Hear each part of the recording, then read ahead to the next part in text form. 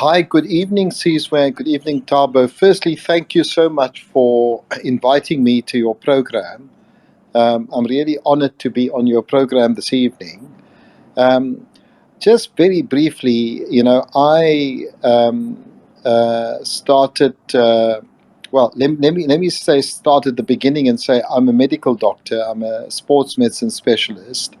Um, I was involved in the struggle for liberation and set up many of the detention treatment centers to treat political prisoners and victims of torture. And of course, I was given the name Struggle Doctor during those very dark years. But it was an important period of my life because it shaped very much the way I think, and in particular having affinity, with the poor in our country and with people that struggle every day. I myself came from a very poor background and educated myself as one of the very few black students at UCT. In the class of about 200, there were only about 15 of us, and with bursaries and having to work and things like that. But at the end of the day, that experience just simply taught me what a lot of ordinary South Africans have to go through, that are in even more difficult circumstances, and the challenges that ordinary people have in dealing, in getting ahead in life. After about practicing for 10 years, as I said, I was called the struggle doctor. I then, with a few other activists, founded the Sekunjalo group about 20 odd years ago. The group employs about 8,500 people, has 40,000 dependents, has revenues of about. Sorry, just 1 second. I might have lost you there. Has revenues of about 8.5 billion, and is in across very many industries. What I like about our group is the following: is that it is predominantly a black group at the level, at the top level, all round. It's a non-racial company, of course, but with a clear emphasis on transformation. We are self-funded. We are not indebted to any banks or institutions or things like that. Right now, as we speak, for the last 12 years, a group of our size with about just under 10 billion in revenues, we don't owe any bank 1 cent. So that's quite unusual. And the reason for that is, as we built our group over time, we decided that we would become self-sufficient. We would not be dependent, essentially, on establishment, if you like, white capital. So we compete in industries where big white companies are, and our companies are competing in e-commerce. Most people don't know, but we own Loot, so I hope all of you will support Loot. In the media space, we started Africa's first news syndication service, Anna. We part shareholder of independent media. We own Inside Publishing. We own a whole host of media companies. In ICT, we own about 30 companies in the ICT sector, from network solutions, software companies, development companies, etc., etc., etc. And in the food and fishing industries, we have very, very, very much large investments of a few hundred million in aquaculture. We're in the fishing and food sectors. So it's very diversified. But what's important is that we are not passive investors. As we acquired these companies over the last 2 decades, they were predominantly white, and we transformed them with the appointment of black management across all of them. And so a big part of our group was career advancement, in particular for black people and black women in particular. So that has been our story, and I guess everything changed in 2013 when I dared to acquire a media house. Now, it's important to understand, until 2013, certainly print media in this country was exclusively the domain of white people. All the large media houses were owned by white people. And in particular, there were a few attempts by Cyril Ramaphosa, by Toko Sekwali, one or two other people to acquire Sunday Times Group, which is then called Times Media Group. But all of that, they did acquire some shares in those companies, but they were not able to have control of those companies. In fact, in the end, they lost the shares in those companies. My dear friend, Tato Motlana, for instance, who was chairman of NAIL, also, was very clear about this.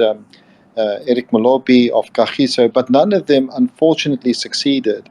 So we were the first group that actually succeeded in buying a large media house in South Africa. And we bought it from the Irish because just before liberation in 94, Anglo-American, who owned independent media, sold it to the Irish so that it would not fall into the hands of black people or the ANC at the time. When we acquired independent media in 2013, there was a ferocious attempt by SANEF in particular and others to stop our acquisition on spurious grounds, basically saying that, it should not go to us because, which was untruthful, of course, is that we were close to the ANC and things like that. But in any event, soon after that, the media campaign against myself, against independent media started. And I couldn't believe how the establishment was absolutely against a media house being owned by black people. And of course, when we acquired independent media, we put in place massive transformation in terms of the appointment of editors, in terms of the appointment of management, and we changed the face of the company, the group completely, with 20 titles, 15 online sites, magazines, etc. It was a huge transformation agenda because we firmly believed that it's important for black people to be able to tell their own stories, the stories about South Africa, and to reflect properly the demography of the country. So, of course, a lot of people speak about IO, but that's only a recent investment. That particular company has been in existence for 20 years. It was a number of IT companies that were built up by Sekunjalo, and subsequently it was unbundled out of one of the other companies and listed. Just to correct you, I'm not the chairman of IO. I don't serve on the board of IO. I'm chairman of the Sekunjalo Group.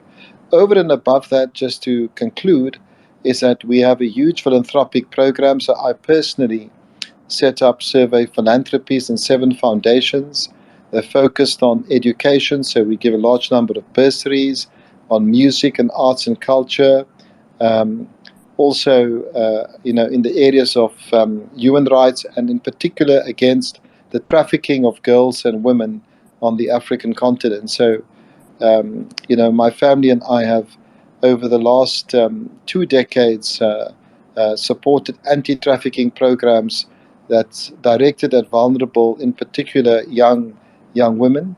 So we've been involved in all of that. It's been a tough battle, I must tell you, because this establishment has made me their number one target, the number one enemy, because they don't want a black organization to succeed that is independent and does not take instructions from the establishment.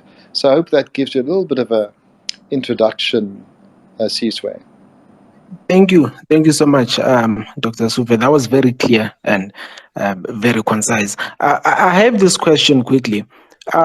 Before you bought independent media and made it part of the Sekunjalo group, what exactly was the intention behind? Because I'm sure you could have expanded into other sectors. There's many sectors in business. What exactly was the motivation for you to go into this particular media space? And were you expecting the backlash or the kind of backlash that you received after you decided to go on this journey?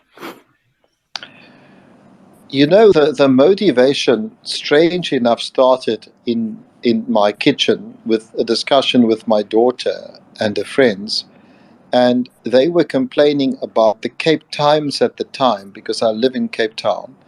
and we read the Cape Times, and they were saying, well, Dad, the Cape Times doesn't reflect, you know, properly our country. It's always about, white people's suburbs, their news, no stories about black people, and Africa and that kind of thing.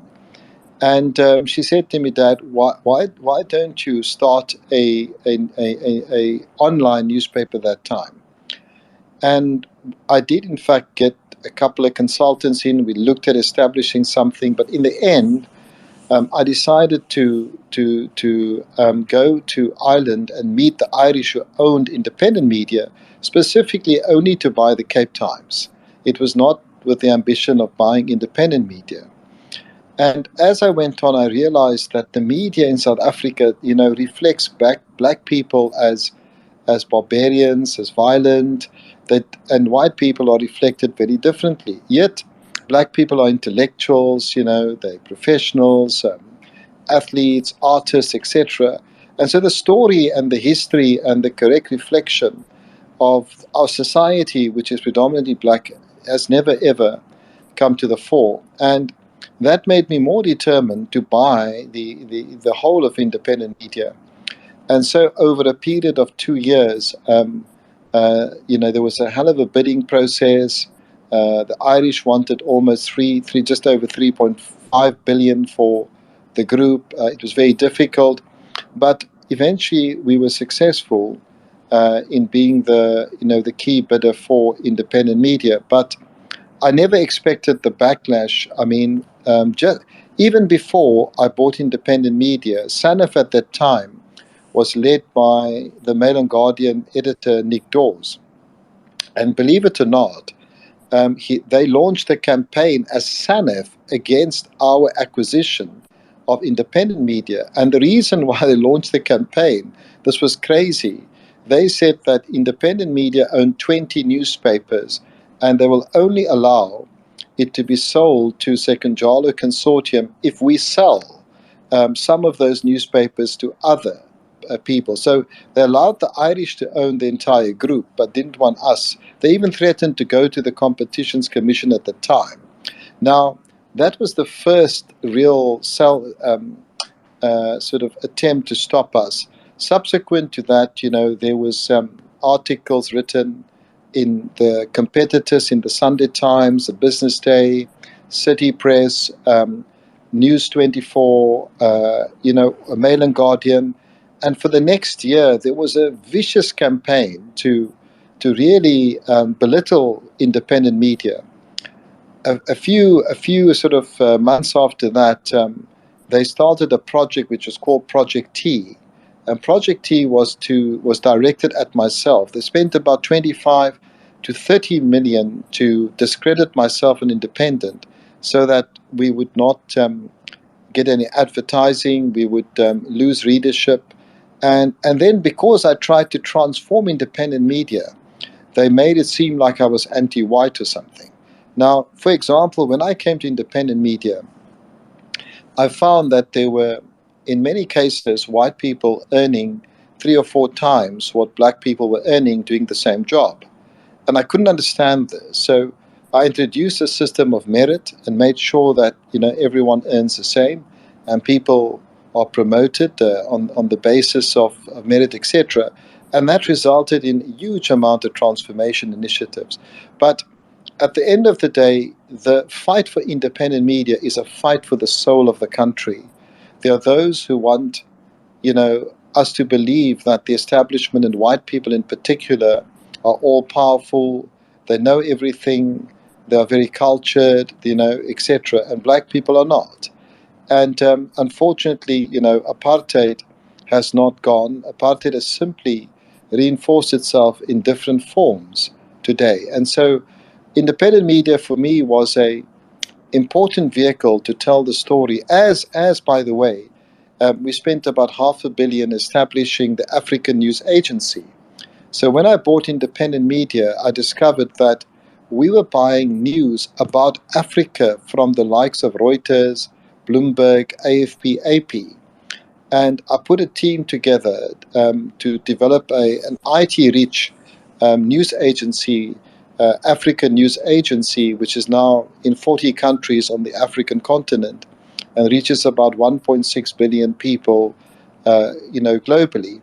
And the idea of that is that Africans must tell their own story, and we must be able to be masters of our own destiny. And as a result of that, ANA was established as Africa's first news syndication service. So again, it's the same theme of us as Africans, as South Africans, as in particular as Black South Africans, telling our own stories, because we have good stories. Except the problem is our stories are never told because the in particular the media is not controlled by us, and there may well be good Black journalists and good Black editors working in other media houses, and they definitely are. However, the people that pull the strings are still those with the purse, and those are predominantly.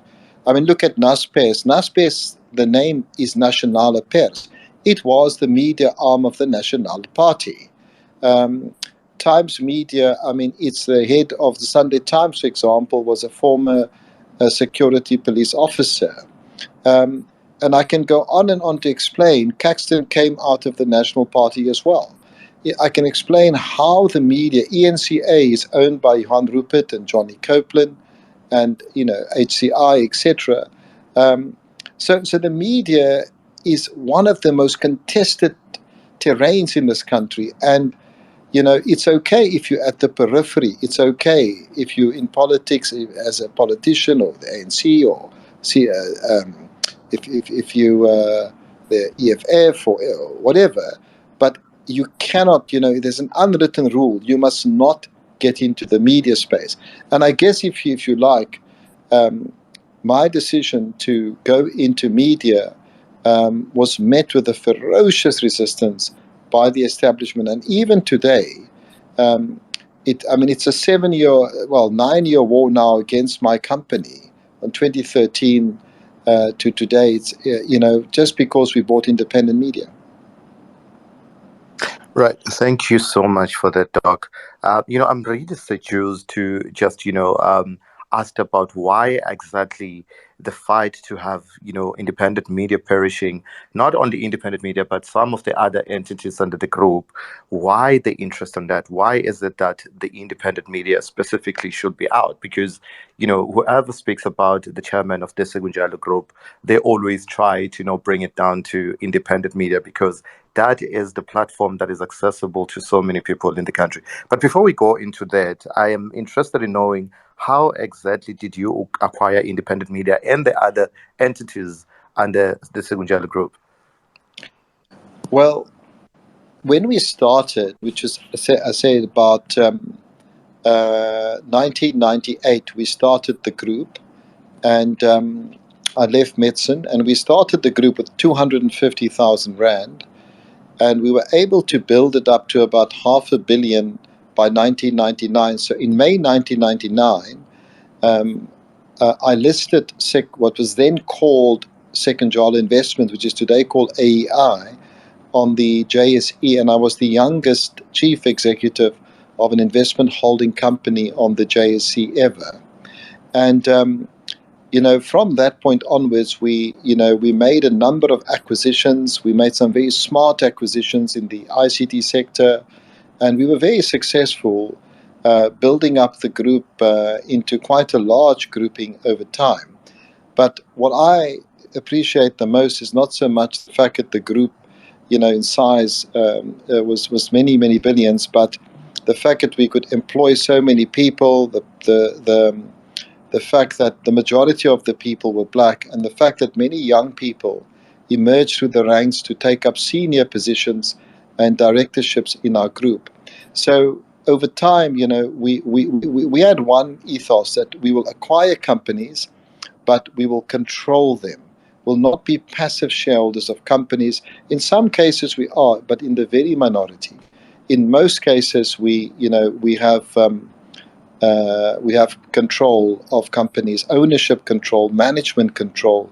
So we can control the capital flows, we can control the direction. The other thing is, unlike a lot of other, when we listed the group in '99, part of the group to Today, Sekunjalo is a private company, and it's got 3 public listed companies on the stock market.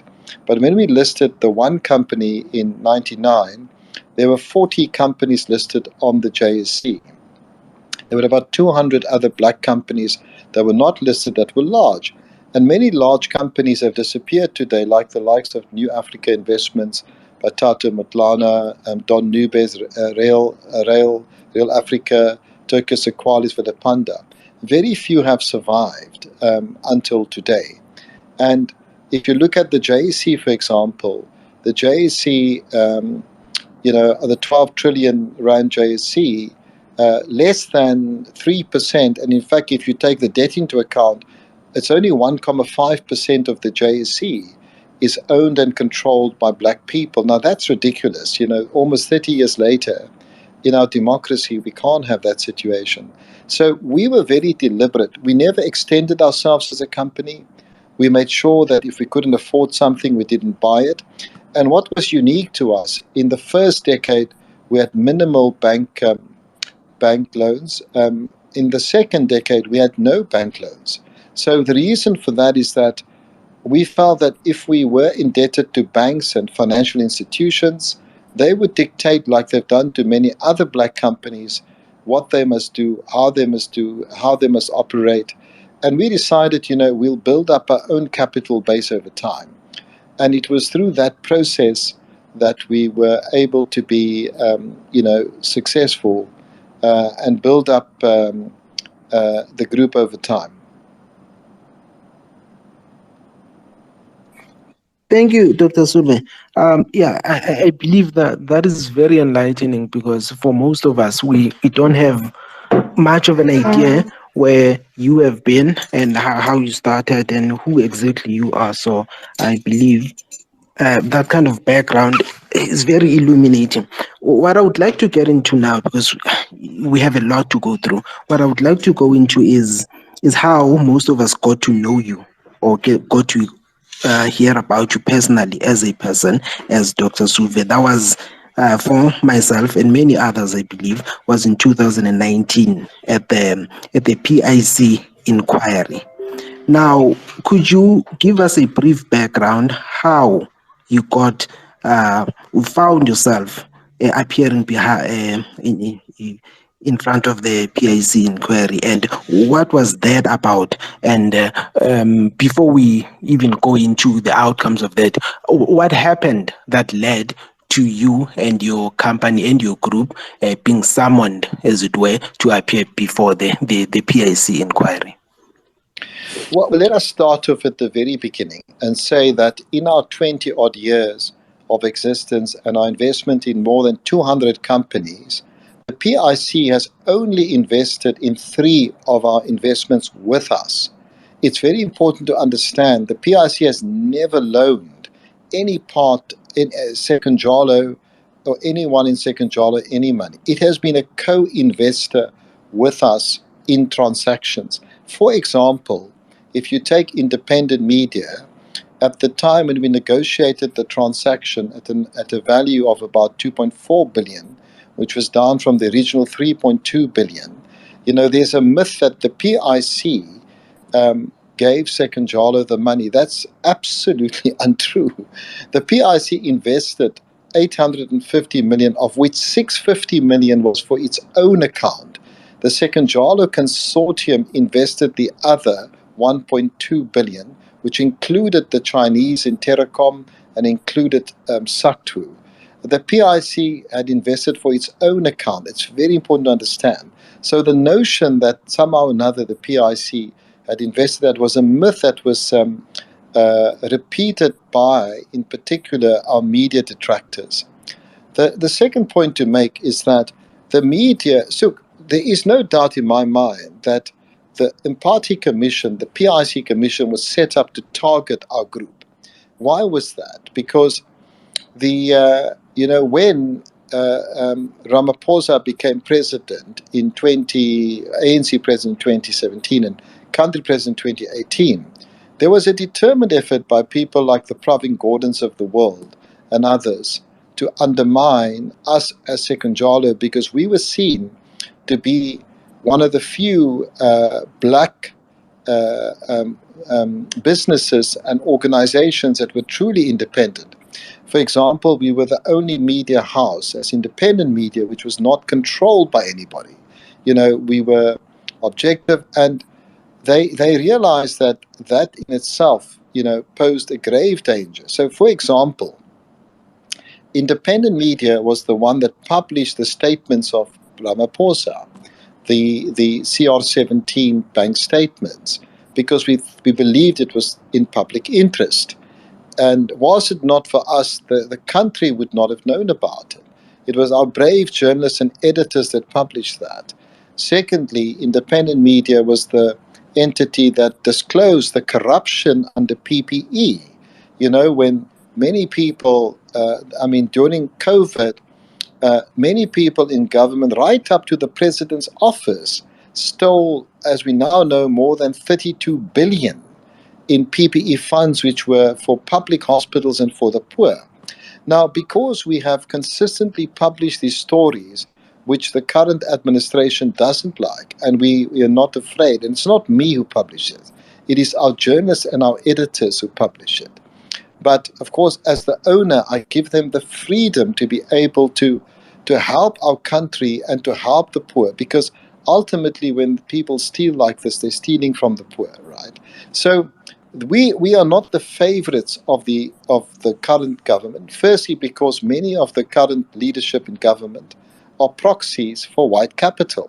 And how do we know that? We say that precisely because the bank statements of President Ramaphosa show that his biggest funders were white capital. And even today, the other day I saw that the ANC was funded by Naspers, that the Oppenheimers are funding the DA and all sorts of people, etc. So, the reason why I'm making this particular point, there was a concerted effort by the media to make a lot of noise about us. The president then appoints them party commission to target. Now, this is the crazy thing, right? The party commission targeted only black companies. Only black companies. Can you believe that? So there were about 12 black companies targeted by the party commission because the president gave the evidence leader Libber, Afrikaner fellow advocate, the right to choose which companies should be targeted. So they targeted the unlisted portfolio, which was about 70 billion in total. In other words, that was the portfolio which the PIC mainly invested with black companies. In that portfolio was, of course, independent media, which is part of the PIC investment.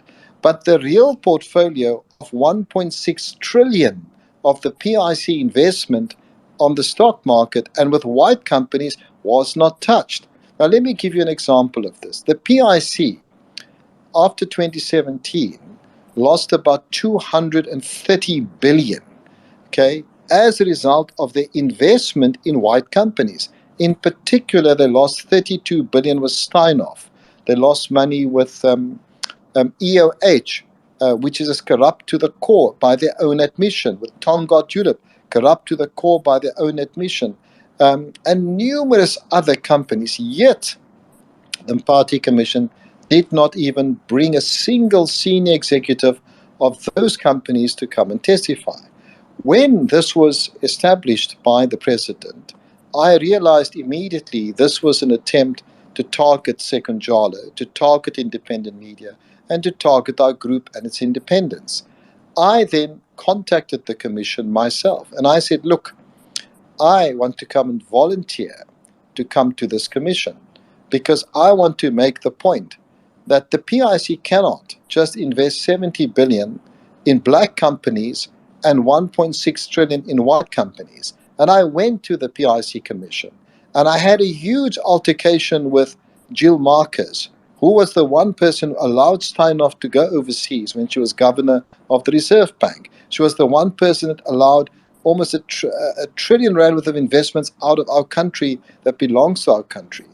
And I said to Ms. Marcus at the PIC Commission, it is not acceptable that this country today, the JSC, the 12 trillion JSC, that only 3%, if that, of the JSE is in black hands, and that 97% of the JSE is in black hands. And what happened next, of course, was that Ms. Marcus said, well, stop referring to black and white. And I said, I'm not going to stop, because these are the facts, that the PIC needs to invest further in black companies to transform the economy of this country.